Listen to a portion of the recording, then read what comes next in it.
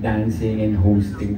Pero ano yung feeling mo na meron ka ng kasamang title na New Gen Dance Champ at saka as a New Gen Dance Champ, sino yung dream dance collab mo? Yeah.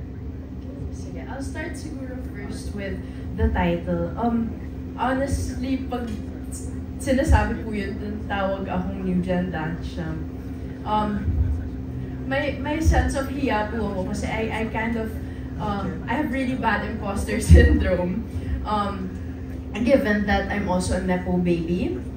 And minsan it's hard to believe things na, it's hard to believe that I deserve things. Because yun nga po, a lot of things were, yun, binigay po sa akin. And I didn't, in my head, iniisip ko minsan na, did I not work hard enough for this? And then I always like, just remind myself na, no, I'm the New Gen Dance Champ because I am a champion naman po talaga. So, pinanghahawakan ko po yung title na yun. And I'm really grateful, super grateful na binigay po yun sa akin. Kasi, it's such a big title for me, listening to it, just hearing it. It's something, a champion, like, being a champion is, like, for me, sobrang, like, people look up to you. You've inspired people, or you have to continue to inspire people. So I do live by the title now that it's given to me.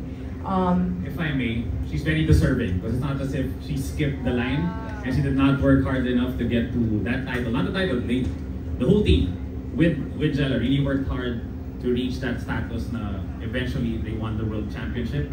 So she's very deserving of that title. Thank you, Coach. Yeah, but with yung gusto ko pong makatandem naman, first would be Ate Sarah Geronimo. The first time I watched her dance po live was in Darren's concert last year. And nobody has ever had that same impact on me from the Philippines. So I really, really hope I get to dance with Ate Sarah one day. Another would be Kuya Billy Crawford. He's another dance champion, and I really am inspired by him and have always loved the way he danced. So yeah, those two, and of course Tito Gary Valenciano. Yes, those three po. Agree ako kay Coach Bimi na deserving ka because you're giving. Oh, giving. Thank you po. Ayan, for my last question kay Robby. Robby, syempre, nandito ka sa isang dance competition. Pinangarap mo rin ba talaga na humataw ng todo-todo kasama siyempre si Jella, si Coach Bimi, si Ken, diba? Kasi may mga pasilip ka na sa ASAP, and kanina meron. So this time ba itotodo mo na yung dance technique and intensity mo? Wow! I think pinanghawakan ko po dati yun. Especially when I was part of the Giger Boys. And funny enough, yesterday I just saw Sam Concepcion. So nakita lang kami for like a quick chit-chat lang. But we were talking about it ni Jella. I don't know if it will happen. Hopefully in the grand finals. Let's see. And also, not just in the grand finals, but also sa 30th anniversary celebration ng ASAP. Wow. And I personally wish the Giger Boys to be back for nostalgic feels lang doon. Can't wait for that. Thank you. Congratulations. Me too. Thank you. Thank you po. Thank you, Glenn. And now let's go to Alan Sancon of Stars Photog. Sakto, Robby. Hello, ay. Tanong ko lang, sabi nga kung si Jella yung New Gen Champ, ikaw naman highest speed post. Gano'n na ba kalaki? Didikit na sa'yo yun talaga. Hindi, joke lang. Hindi yun yung tanong ko. Tanong ko sana gaano ka-mahal bilang host. Pero kidding aside, tanong ko lang, kumbaga, how challenging yung hosting mo dun sa other thing na nag-host ka dito sa dance, time to dance na, kumbaga, more on dancing, di ba? So makikita ba namin habang nag-host ka, may mga part na sasayaw katulad ng tanong nila? Good question, Kuya. It's more of para sa programang ito. And I'm really grateful for ABS-CBN. Also, I'm so grateful for all the creatives, for all of the tech people and staff dahil it's a big collaboration eh. Hindi lang para dun sa dalawang major studios, pero inside a studio as well, kung saan nagaganap yung Time to Dance. They tell me stuff, especially sila Coach Vivi, Ken, Jella, ano bang move to, ano bang genre to, ano bang expect natin para alam ko kung paano ko i-handle yung situation, kung ano yung sayaw, kung anong pwede ko i-expect. But at the same time, I also have those classes na puro question marks. And I think kailangan din yun para sa mga viewers, sa audience na ano bang klaseng sayaw yan? Pwede bang sabihin sa akin? Bakit ganito yung ginawa mo? O pwede mo explain sa amin para at least maintindihan din ng mga viewers. So, it is challenging, but it's more exciting than challenging para sa akin. Thank you. Thank you. Hope to see you na mas maraming sayo dito sa Ay, nako. Punta ka lang ng bahay. Kasi ako sa bahay. Yeah. Yung second question ko for Jella. Jella, congratulations ha. We've seen your growth from the time that you act, di ba? Dun sa mga previous mga teleserye mo. This time, hosting. Yan. And dancing, one time napanood ko yung ASAP performance mo eh. Sabi ko talagang magaling tong bata natin. Pero if given a choice, ano yung mas gusto mo sa lahat ng ginagawa mo? Acting, hosting, singing, di ba? You're singing also. Parang lahat na yata inako mo. Tinalo mo pa yung dalawang kapatid mo, di ba? And ito na nga yung dancing. Ano yung, kumbaga kung may choice kang isa, what is your favorite? At ano yung talagang gusto mong makilala ka bilang Jella Ataide? That's such a hard question, but thank you. Siguro po, dancing will always be closest to my heart kasi yun po yung nagsimula sa lahat. That's the reason why I am where I am who I am. So I will always give it to dance. But then, first love ko talaga sa totoo lang is acting. So, bata pa lang po ako, nanonood ako ng mga teleserye. Laking kusina po ako, actually, with the Yayas. Halata naman po. But then, with the Yayas, sila po they would expose me to teleseries. Lumaki po akong nagkukunga rin kaibigan ko si Santino, kaibigan ko si Agua Bendita, tapos si Mommy, nagtatago ako sa kwarto niya kasi kukunin ko yung makakapal na scripts tapos babasahin ko yung mga linya. So, yun po talaga yung pangarap ko. That really is my ultimate dream. But then, upon entering, syempre, I also want to be able to showcase this talent of mine, which is dancing. And I think that ang sarap rin po na makilala bilang isang dancer because it's something I've worked hard for years. But bilang artista, it's something I want to continue to work on pa po. And I know that there's so many things I have to improve on when it comes to acting. And I really want more work in terms of acting, if I'm being honest. Kasi sobrang miss ko na po Marte since senior high and high street.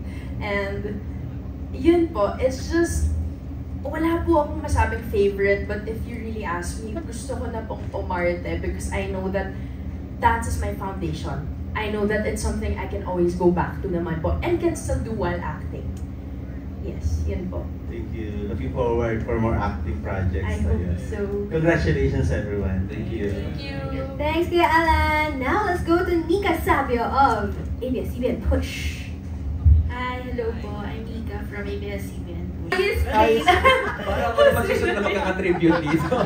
Pa-tribute na yung ano. Tribute, charot. Ayun po, what's the greatest advice that you want to give to Jella now that she's embarking career then as a host?